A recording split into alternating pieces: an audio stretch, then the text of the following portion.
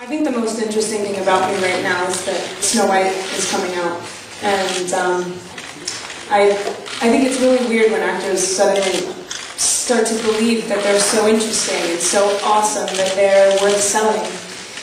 I don't have a problem with Twitter. I don't have a problem with social media. If I wasn't in this position, I would probably have one. It's just, well, maybe not a Twitter, but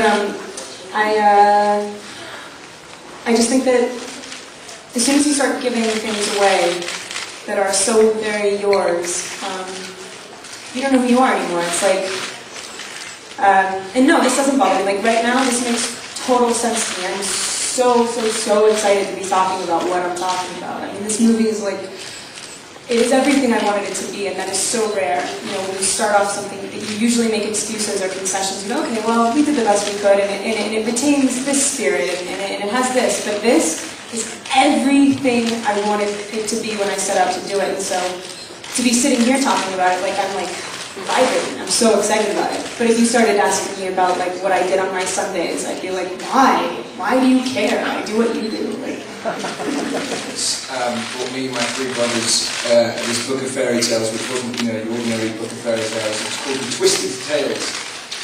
So it's basically all these classic fairy tales, you know, the Disney, whatever everyone knows and loves with all the pretty flowers. But basically, this version was very gruesome, had a lot of blood and gore. And you know, I was about 7 years old or something.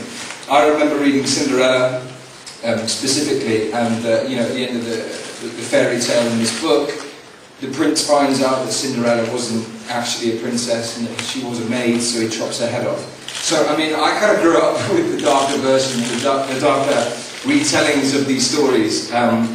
So once, you know, I had the opportunity to read this script and, you know, meet Rupert, and he kind of talked me through his ideas and showed me a lot of the imagery that he kind of wanted to, you know, get across.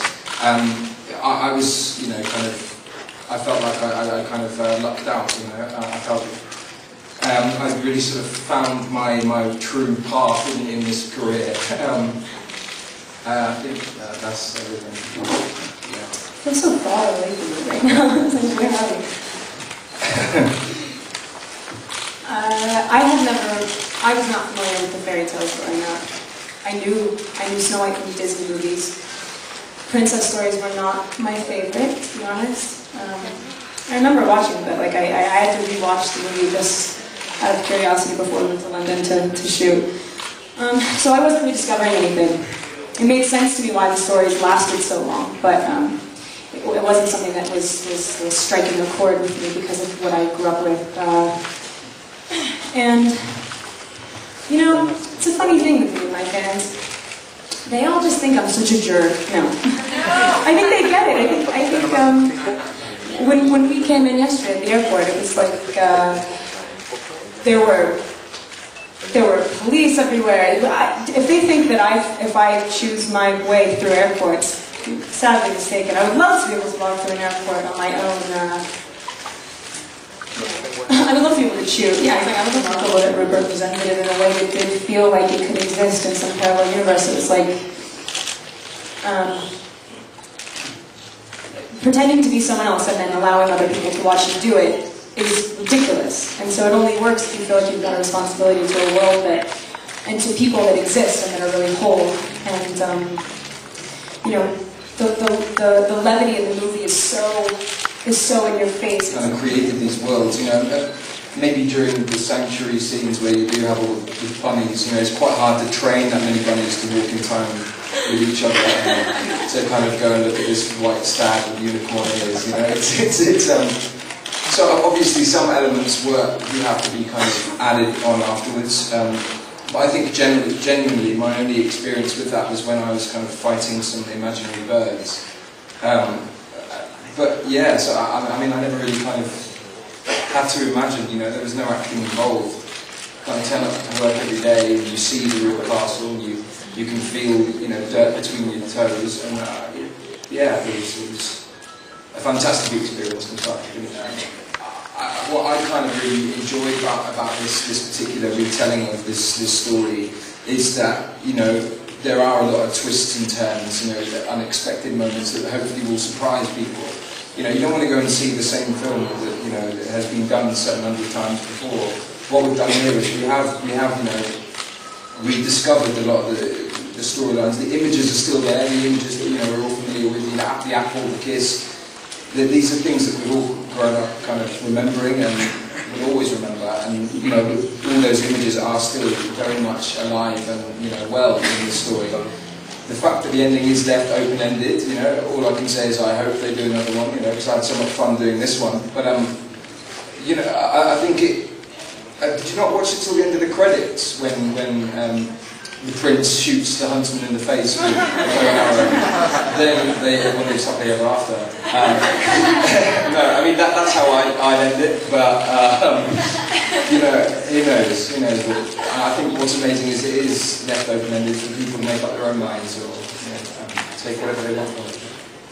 Yeah, I think with a story that you think that you know, it's really interesting to sort of feel like destiny is going to fail you. But always, you think, you know, Snow White ends up here, Snow White is so pure.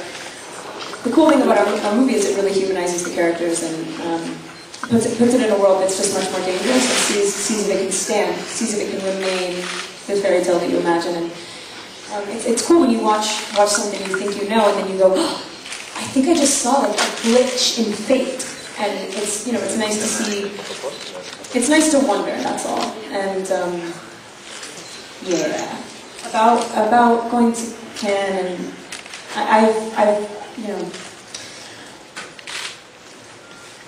I have to put myself in my body that day and really appreciate it, because I feel so strong. I know for a fact that if I look to my right or left, I'm going to feel amazing, even though obviously it's the ultimate place to get to as an actor, filmmaker, whatever.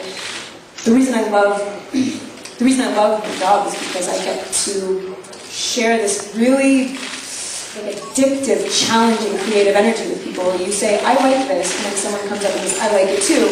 Instantly, there's a bond, there's something, why do we like it? Well, I want to figure it out. And so to celebrate there with those people, I can't tell you, like, I'm a nervous person, and I'm not nervous at all. And I don't think I'm going to lose my essence. I think I'm doing a pretty good job of not doing that. He said, like, you will lose your essence if you go to Cannes and you keep doing all this. I think there's a way to hold on to that.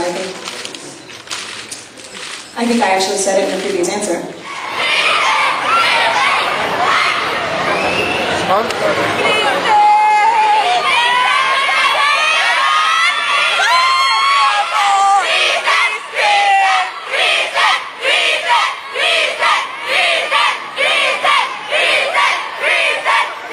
Aquí, ¿cómo te enteraste?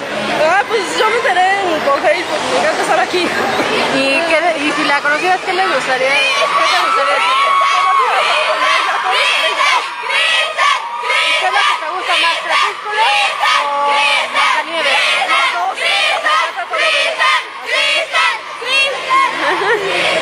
¿Tú cómo te enteraste? Por internet también. ¿Cuál es tu nombre?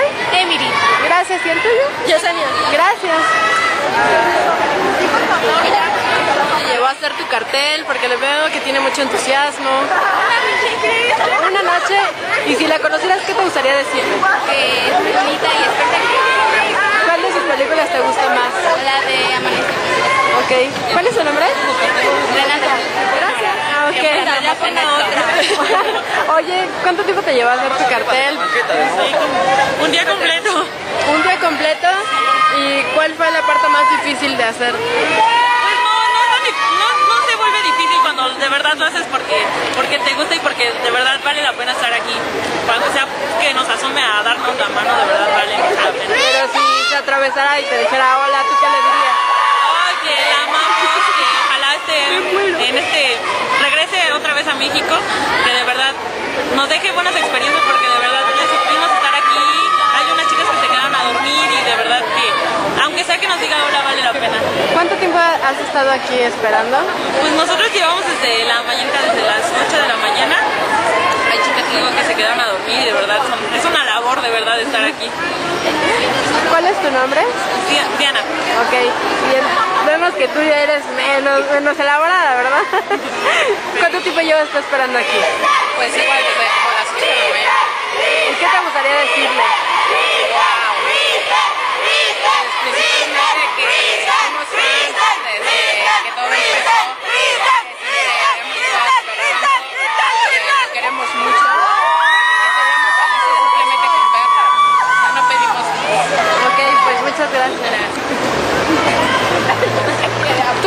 ibas esperando? Quiero que nos madreen, digamos. ¿Qué edad tienes? 3. ¿Y desde cuándo eres fan de Kristen? Robert, te amo. 4 años. Gracias.